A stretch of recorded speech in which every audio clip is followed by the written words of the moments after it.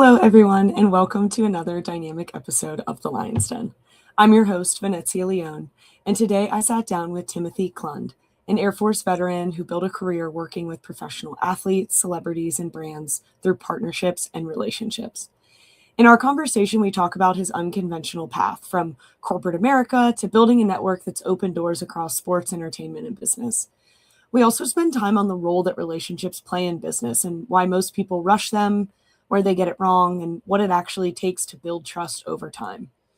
And we learn this through touching on some of his experiences along the way, including building large-scale events and working across a wide range of industries. There's a strong focus in this one on relationships and how they actually drive outcomes in business, especially in environments where trust and access matter. So I hope you enjoy, and thanks again for tuning in to The Lion's Den. Hey, TK, welcome to The Lion's Den. So happy to have you. Super V, thanks for having me. I'm excited. Me too. So I want to learn a little bit about your background. You're an Air Force veteran. Thank you for your service, who built brands, who now builds brands for, athletes, celebrities, all these things. What changed your trajectory? What was the first big thing where you kind of pivoted into this world? I had a car wreck in 2000 and died 4 times. I died on the scene, died a couple of times on the way to the airport, to the ER. I think I died in the ER, but basically when I came out of it, they had told me I had died 4 times, had to be brought back 4 times. And at that time, I was working 7 days a week, probably 14 hours a day in corporate America. And it was just, my 30th birthday, I had my face replaced from that accident the week before. And I just realized that life's too short. And at that point, I was always chasing money, but I just really didn't have, I thought I did, but I just didn't have a quality of life. And so on my 30th birthday, when I had my face replaced, there was definitely some soul searching a couple of weeks after that on, really what I want to do, who I wanted to be. And I was watching Jerry Maguire one afternoon, and my wife came home from work, and she was like, "Hey, are you going back?" "No, I'm not working 7 days a week anymore." "And what are you going to do?" "I don't really know." And I said, "I think it would be a Jerry Maguire." And she was like, "Oh my God, I'm calling the freaking doctor right now. You got brain damage. Like, you don't even have a degree. You don't know an athlete. Like, you didn't even go to college. Like, you're not an attorney." And I was like, "Yeah, no, I just, I want to do something fun in life. Life's just, I just realized it's too short.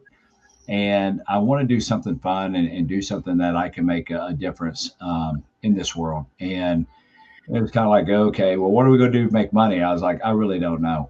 And it wasn't long after that, an old friend from the corporate world called me and said, "Hey, are you going back?" "No." And he was like, "We're looking for a VP for our corporate of sales. Would you be interested?" Of course. And it was Monday through Friday. So he had me, I don't even care what the pay was at that point. Monday through Friday was perfect. And but the pay was pretty good. And then through that, I ended up getting a phone call one day. Somebody asked me, said, "Hey, I know you played quarterback." "Yes." "We have a semi-pro team in Fort Worth. Would you be interested in come being a part of it?" And I was like, "Man, I just had my face replaced. I'm healed up, but probably not." He said, "Well, we have this young quarterback. Could you just help us out?" "Sure.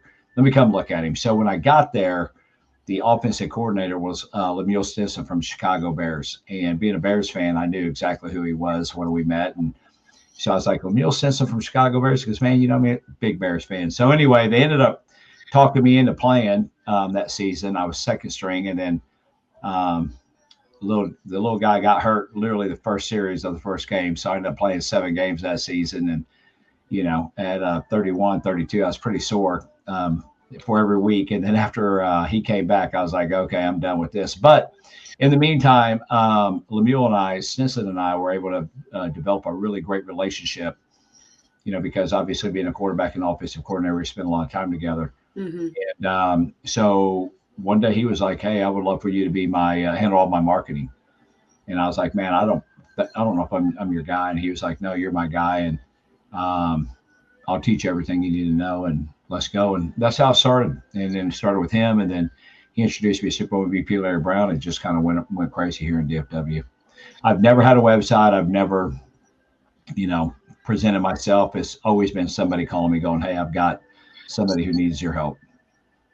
It's so interesting. So you did sales, and then you did football, and then you did marketing. What do you think inspired the ask for you to like come run marketing? Like, what do you think you? Oh, you mean from him?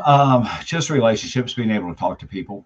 I grew up a street kid, and being a street kid growing up, sometimes you put yourself in not so good situations, and you better be a good talker to get out of them.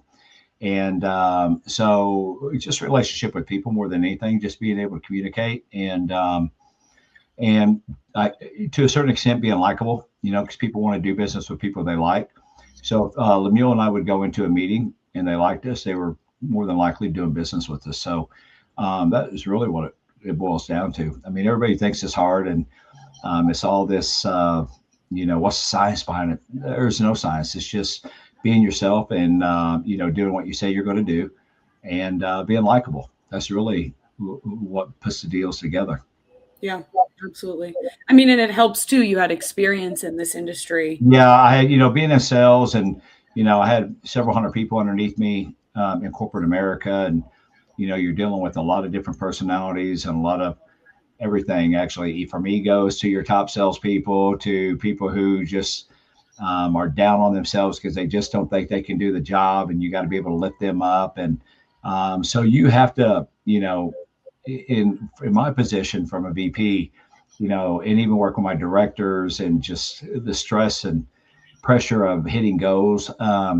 You have to be able to really be a chameleon and be able to, put yourself in everybody's shoes. What are they coming from? What are they dealing with? How can I help? And I've been through so many experiences of negativity. I know how to come out of them. So being able to do that is really, I think, for me in sales and in corporate America, was probably the best thing I could do, just from being able to relate. Number one. Number two is, being able to educate people that, you're not going to hit your goals every day, but you're not going to get fired over it, because we don't hire people just to hit goals. We hire people that we like to have a caring sensibility about them, that are willing to help people. That's who we're looking for. So it'll be okay. So there's just those type of conversations. But in the corporate America, being in corporate America, being on both sides, being from a workable side and then being from an executive side, I got to see both sides of the curtain. So in dealing with individuals at the corporate level, I knew both sides, and obviously knew what they were looking for when it comes down to what they want to do, which always comes back to ROI. Like, if we're willing to do this, what are we getting for doing that? And if it makes sense for everybody, then obviously it's a pretty easy win. Yeah. No, it's interesting, because when you talk about, oh, this is just kind of, be yourself, etc. In my mind, I think about, okay, well, if I were really trying to manage all of these relationships, how do you, remember who's who and who's what and what you've talked about before? Do you have any sort of like concrete systems or strategies, or you truly are just like operating by like going around? Yeah, I mean, just that. I mean, I don't take notes, because I find, for me personally, if I take notes, then sometimes I don't pay attention. But I've just been, even with my brain damaged head from all the concussions I've had in sports, and then my traumatic injury in my car accident and have my face replaced, you think I would struggle, but I actually am very, very good on my memory and on conversations, because when I am having a conversation, especially business or really anything, I mean, my wife and I can be having a conversation.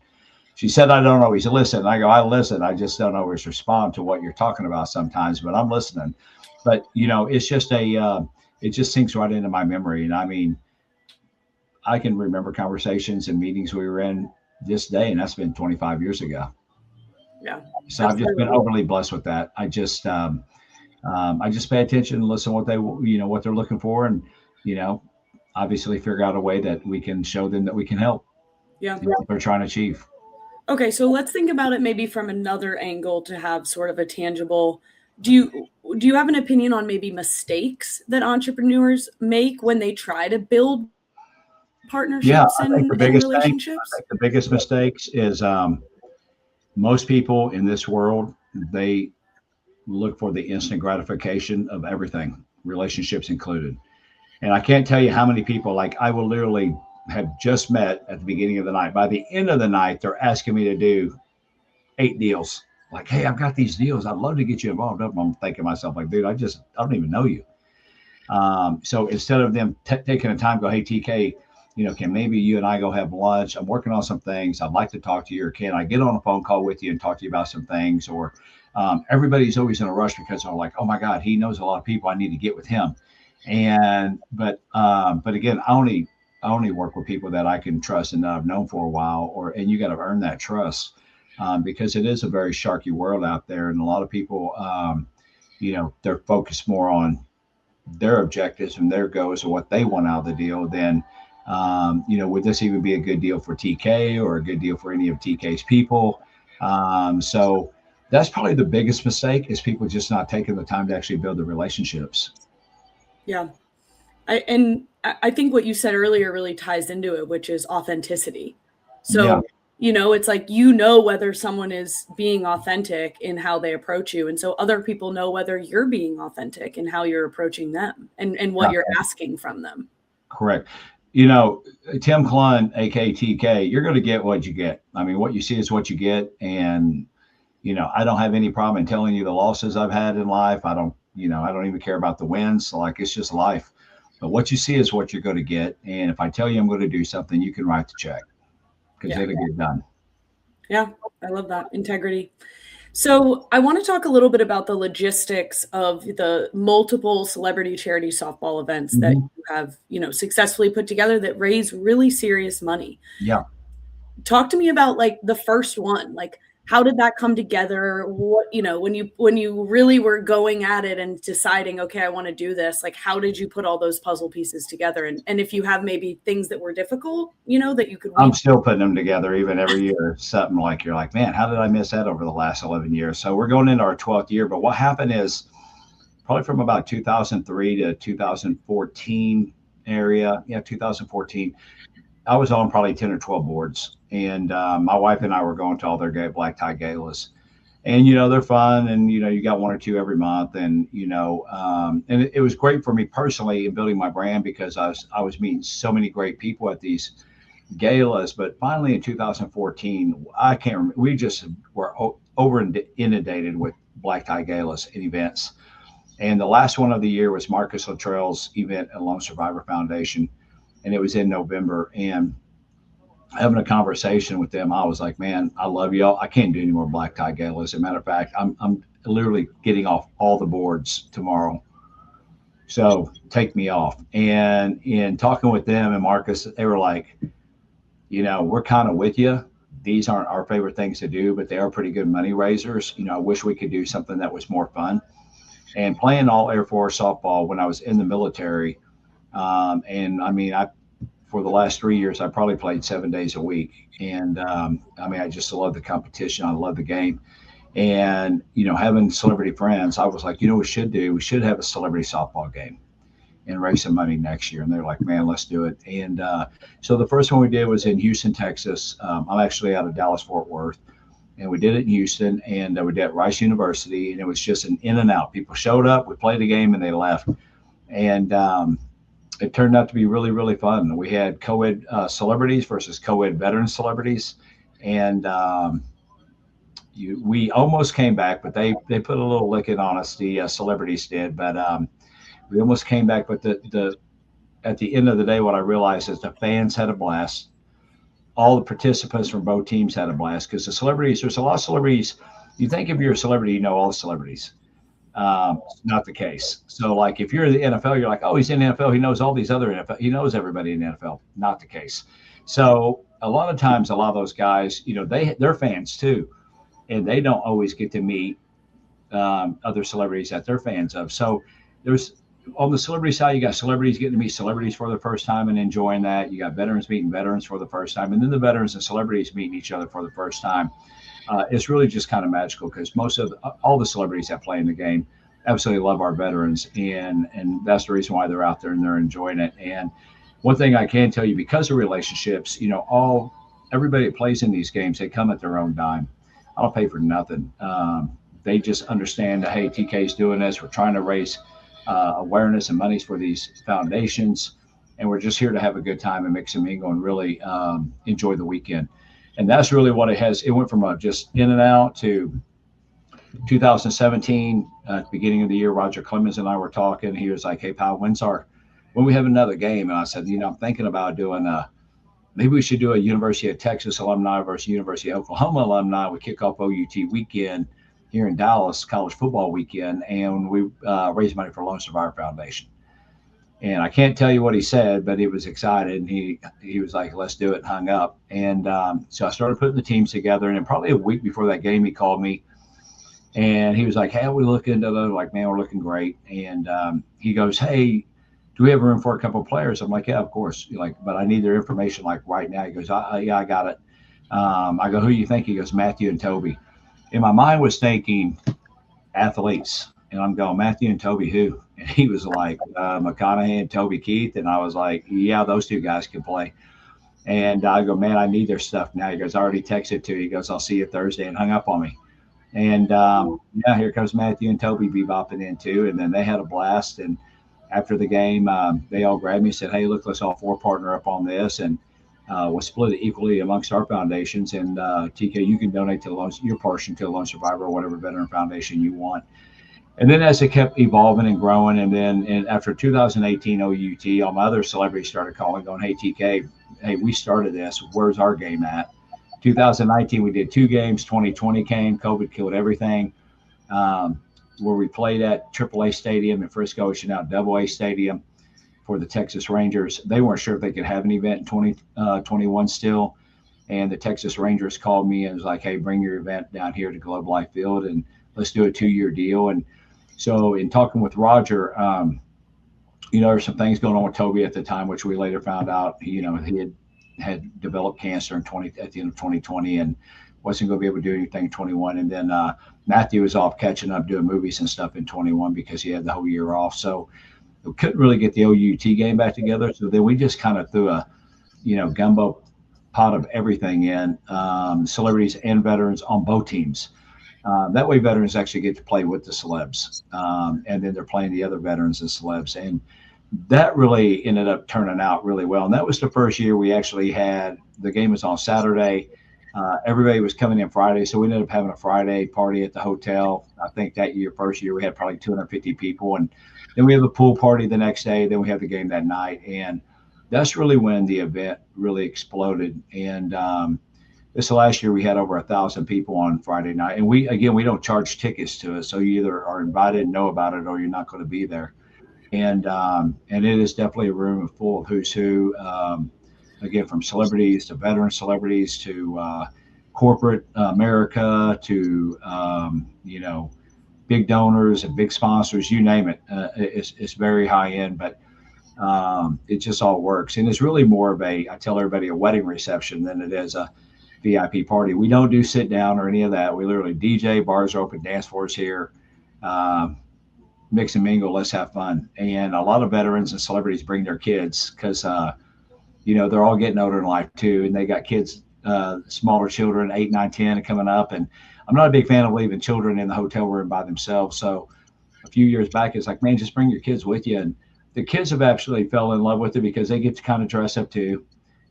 We have a lot of special needs kids with someone with Down syndrome. They always help volunteer at the game and help out. And they love coming and dressing up and getting on the dance floor. So it really has turned into more of a wedding reception VIP party on Friday night. And then again, Saturday, we have pool party, which, we average 350 to 400 people at the pool party. And then we all go to the game that night and have a great time. And then we all come back to the hotel. And thank God everybody goes home on Sunday. Yeah, it sounds really fun, and definitely sounds like a lot of work. It's a lot of work. What do you think you have learned about like sponsorships and corporate partnerships and that sort of stuff? Like some key takeaways in terms of what you've learned from putting on that event and like how the biggest thing is patience. There's, my hope is to break even every year. And, when the economy is good, we usually do pretty well as far as breaking even, if not making a little bit of money, even over and above from the charities and what they're doing. But,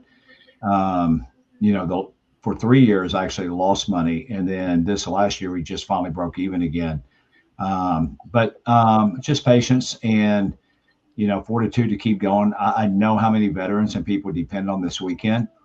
And it's not about me. Like, I can't tell you how many veterans have come to me and told me that they were going into that weekend as their last hurrah.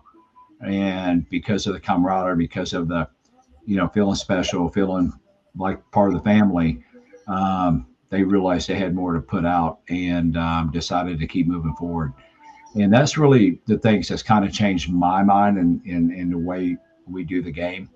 And I tell everybody, I get all the credit for it, but it literally takes every single person showing up and the sponsors and the donors and the individual, everybody. I mean, it literally takes, a nation to put this weekend on. And I describe it simply as this, when we get to save the date, when we get the actual date, it's kind of like you find out you're having a baby.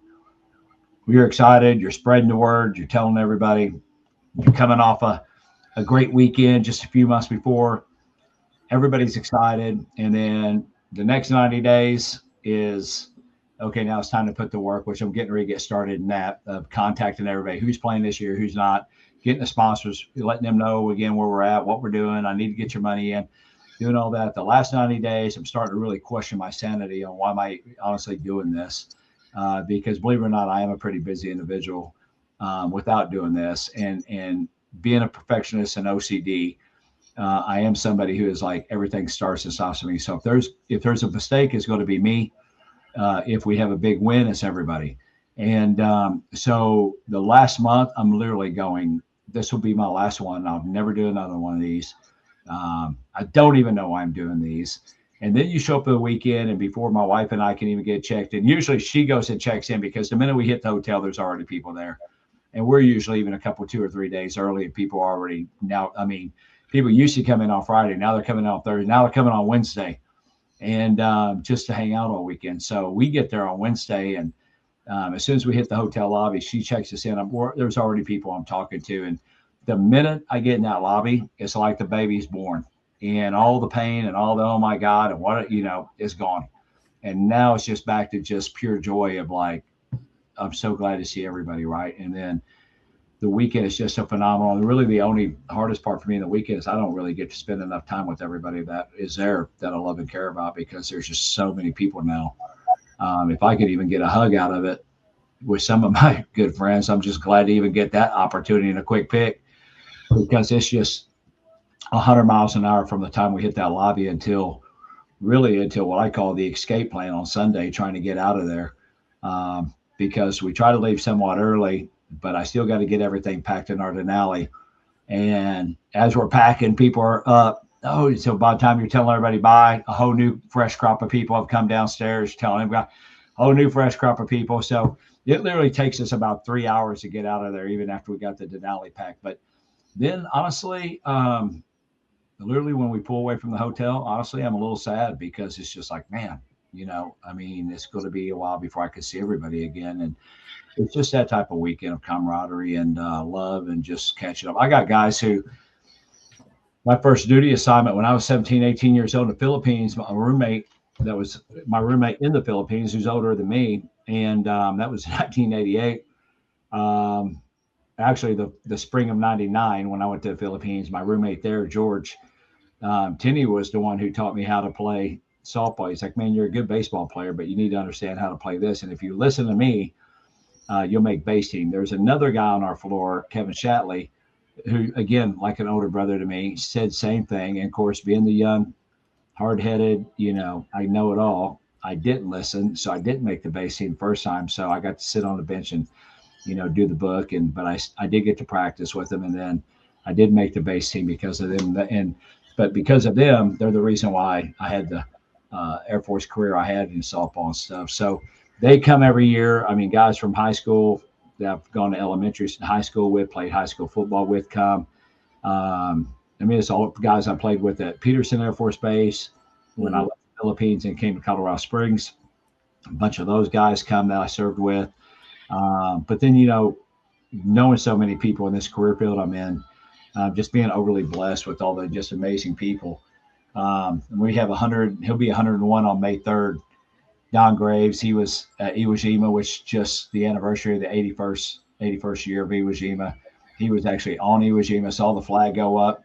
and about as sharp as a tack right now still. And he comes every year and still eats like a 13-year-old and have a couple beers, but he loves talking to all the ladies. And we actually have a Don Graves Patriot Award we started on our 10th anniversary to give out to people making a difference in the veteran community. And he's always there to give it out. And then he loves being at the pool party. And then he sings God Bless America at the game. And, I just tell my wife, like, hey, I told her this probably 6 or 7 years ago, like, if you go before I do, I'm just going to let you know, like, I'm going to be Don Graves as long as I'm left on this earth. So he is everybody's favorite. And it's such an awesome opportunity to have him involved. We got people who were part of the Bin Laden raid that are there. One gentleman who was just on the Maduro raid is getting out in 90 days, and he's coming to play. And we have Medal of Honor recipients. We have guys and girls who've been blown up, who's amputees and single leg amputee, double amputees, and they actually play in the game. They're unbelievably athletic. And we have Mark Furcarell, who was Boston bombing survivor. The second bomb that went off was literally right on his leg, and took his leg right off. I think he's been at every one of my games. And again, this will be the 12th year. And so, but again, I tell everybody, like, they're like, hey, I want to come to your event. And it's not like, oh, okay, now I have to go. Look, I'd love for you to come, but you need to know that if you come, you're probably never going to miss it again. That's the problem. And that's the thing. We can't get rid of anybody. And if you are scheduled on something else and can't make the game, yeah, you're probably upset. That's the kind of weekend it is.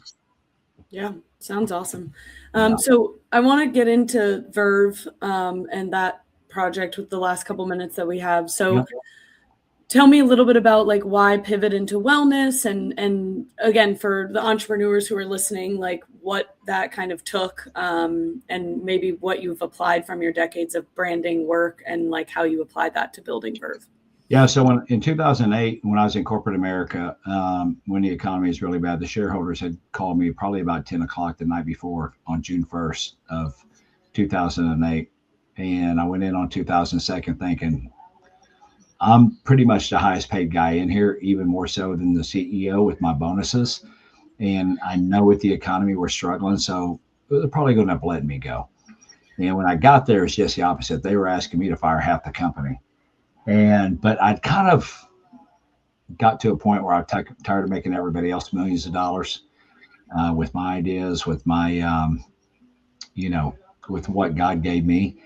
And so I was kind of ready, honestly. And a year before this, I would have bet my house that this would have been a career that I would have rode until retirement. And so when they were like, you got to fire half this company, I was like, I'm done.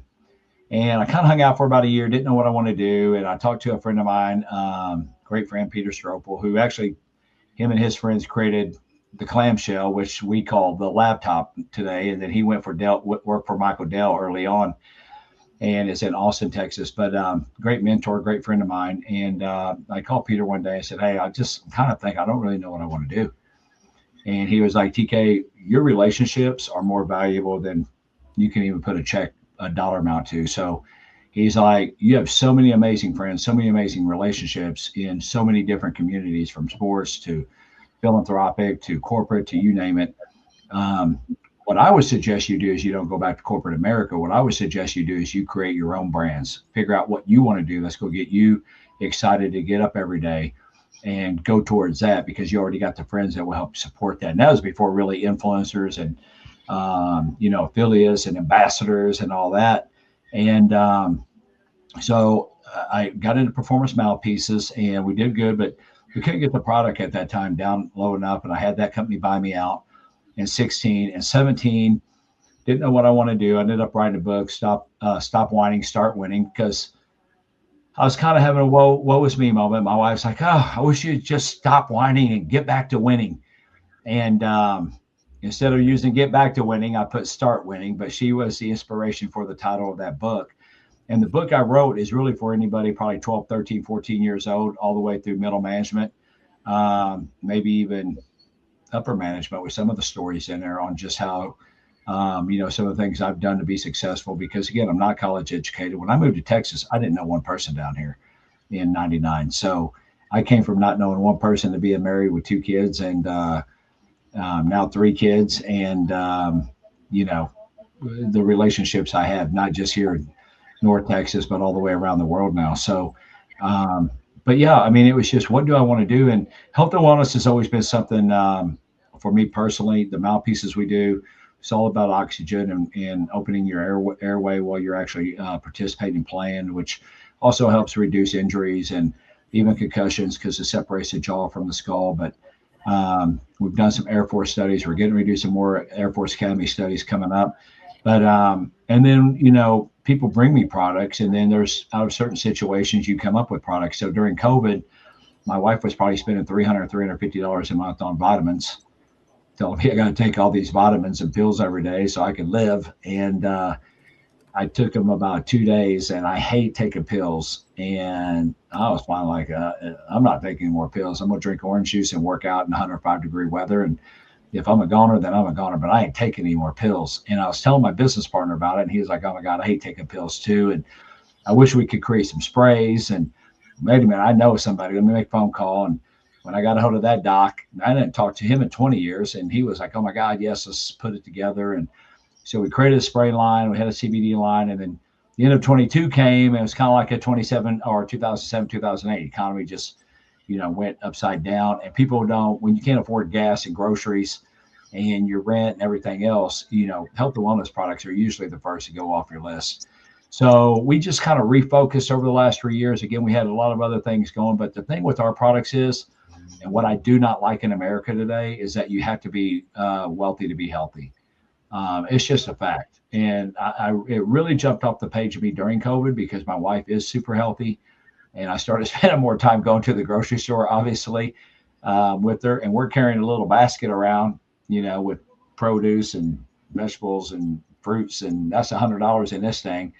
And then I see the single mom with 2 boys walking by me, reminding me of my mom and me and my little brother when we grew up in a single parent household, and got everything in there I love, the 2% milk, the cereal boxes, the hot dogs, the mac and cheese, the frozen pizzas, the Little Debbie's, all the good stuff I love that absolutely will kill you. But her whole basket's $100, and that basket's going to last her 2 weeks. Mm-hmm. And my basket's going to last me 3 days. So, which is a better opportunity for the person who's tight on a budget? And that's when I realized, like, man, this system is upside down. And even today with health and wellness, from stem cell, from hormone therapy, from you name it, that stuff is not cheap for people to take it. And most of the people that are taking it are people of wealth or are doing really, really well. And I just don't think it's a fair system. So when we started creating our products, even CBD is $300 a bottle. And I was like, man, that's a car payment for some veterans. And I was like, there's no way I'm charging $300. Like, what is our cost? And like, yeah, we'll just go a little over that and we'll work in the volume area. So our CBD was always 50% off 100% of the time. And it just blew up. And then even with our vitamin sprays, when we first created them, our marketing group was telling us that we probably need to be around $40-50 per spray. And the spray is just a simple product like this, if you can see it. But you just squirt it in your mouth 8 times a day and in the morning. And this is vitamin C and zinc. This is our immunity one. Keeps you healthy. So if you just do it every day, the chances of getting sick is very slim. But we have a multivitamin, we have an energy, we have a sleep, we have a appetite suppressor, but again, they're all natural products. But this right here is a 90% absorption rate. So if I were to, this is $34.95 retail MSRP, but if you put the code in that we give you, you'll get it for $24.95. So probably less than 87 cents a day. You can get 90% plus of your vitamin intake from taking this. If you take pills, which are probably a minimum, just the crap pills are usually in the mid 30s for a month supply, $30. So, but you're only getting 20% absorption rate from taking a pill. This is 90%. So this is also TSA approved. So it's also easy for parents because we do have, when we relaunch here in about 90 days, we do have a multivitamin for children that actually, unfortunately, I could just actually squirt in my mouth all day long because it tastes so good. But it's an easy way to get kids to actually take the vitamins that they need for their body. And vitamin D, that's the other one I was missing earlier. Our sunny spray. Vitamin D is probably the number one most common vitamin that everybody's deficient in because people don't spend enough time out in sunlight anymore. And vitamin D is one of the most effective vitamins in your body as keeping your organs running properly, your skin, your everything. And when you get deficient in vitamin D, it just makes things not so good. So, but yeah, so that I just got interested in that, and that's an easy product to help people get. And again, it's TSA approved, so they can take it right through TSA, throw it in their backpack, throw it in their purse, whatever, carry it right on. But yeah, it's just looking at products like that that can actually help change the world. We have kinesiology tape, um, just simple kinesiology tape I can put on my shoulder, but actually has a frequency for pain relief in here. I'm a huge component of frequencies and vibrations and actually how the world spins. And when you can get, like Nikola Tesla said, because I was reading his book, when you can get tuned in with the power of 369, what those numbers mean, and frequencies and vibrations, it will literally take you to another level of your mindset and what you can actually achieve and the way you can actually treat your body and what you can get out of your mind and body. So, yeah, I started reading a book on that probably 5 years ago. And even today, I still use this daily practices. But the last thing I would tell anybody on entrepreneurship is it's an ass kicking. So if you aren't somebody who likes to be uncomfortable on a daily basis, and in most people's mind, especially from a financial standpoint, life and death, like we don't have money and we got bills to pay, and how are we going to do it? I wouldn't just jump feet first into entrepreneurship. I would keep my day job and keep building my company at night or when you can do it. And for me, my company at the time when I was in corporate America is work with professional athletes and celebrities. So I was able to talk to them after hours on my way to work because I had about an hour and a half drive. So during the day when I had time, but then when I'd get off work, I'd go hang with them. And so I literally worked my rear end off, basically working about three jobs really um, over the last 25 years to get to where I am. And again, I still feel like I'm at square one on most days. So, but what I was going to say is, excuse me, the only person that you're competing with is the one you're looking at in the mirror every morning when you're brushing your teeth. And it doesn't matter if you're an entrepreneur, you're in the workforce or whatnot. And I would challenge everybody, even if you're working for a corporation, to really take a hard look at yourself and am I giving 100% or am I just, putting in about 60%? Because the last story I'll leave you with that changed my life, I was 33 doing a celebrity game and I met Joe DePinto and I just become a VP. I was there for a while. And Joe DePinto was CEO of 7-Eleven at the time. He's now the chairman of the conglomerate. But he's a West Point graduate, and he sat down on the bench. I'm kind of running late, getting my cleats on. Hey, I'm Joe DePinto. Hey, TK, how are you? And he's like, oh, you a veteran? Yes, sir. And, yeah, are you a veteran? Yeah, I was in the West Point. Oh, wow, okay, cool. And TK, what do you do? I said, I'm VP with this corporation. And he goes, okay, yeah. And how many people work for you? I go, about 150. And he goes, oh, you have 150 people that work for you. And again, I'm tying my shoes. Yes, sir. Yes, get my stuff ready. Yes, sir. Yes, sir. So all 150 people, they work for you? Yes, sir. Yeah. Oh, I see. Okay. So all 150 people, they actually work for you. And I finally was like, what am I missing? And he was like, do you mind if I give you some pointers? And I go, no, of course not. And he said, those 150 people, they don't work for you. You work for those 150 people. It's your job every single day when you're driving to work is to figure out how you're going to make those 150 people successful. And not because of those people, but you need to make them successful because they spend more time with you than they do their families, their spouses, and their children. And so it's your obligation and your duty to make sure while they are spending time with you that they can get the most out of their day, make the most money they can make to offset the time they have to miss with their families. He's like, does that make sense? And I said, absolutely. And he said, servant leadership is the only way you're going to get to the top. And I said, okay. And I get it. And he goes, the good news is, he said, you want to know what the good news? I said, sure. He goes, good news is you only got about 150, 200 people to make success. Think about how to make successful when you're driving to work. I got 45,000 people worldwide to figure out how I'm going to make them successful every day when I'm driving to work. And not only that, I got to deal with shareholders and board members all day long on top of it. And so I was like, yeah, I'm following you on that. So, but just a great piece of advice. And another piece of advice I got from the CEO of Radio Shack, I was going in to meet with them about the same time, 33, 34 years old, to do an opportunity with them and some athletes. And I went in a few days early with the VP so they can kind of get me prepared before I met with him. And they were showing me around the new facilities in Fort Worth, and we just happened to bump into him. And, they introduced me, and he was like, Mr. Klund, so I'm meeting with you on this. Yes, sir. And he says, have they told you my 3 Bs for when you meet with me? And I thought he was like getting ready to pull my leg or something, like, what's the joke? What's the punchline? The 3 Bs. So I'm kind of like, no, sir, nobody's told me about 3 Bs. And I could only imagine the look I had on my face. And he's like, my 3 Bs are, when you come meet with me, is be quick, be brilliant, and be gone. If that meeting takes more than 7, 8 minutes, you probably didn't do very well. And he's like, nice to meet you, and walked off. And I was like, oh shit, okay.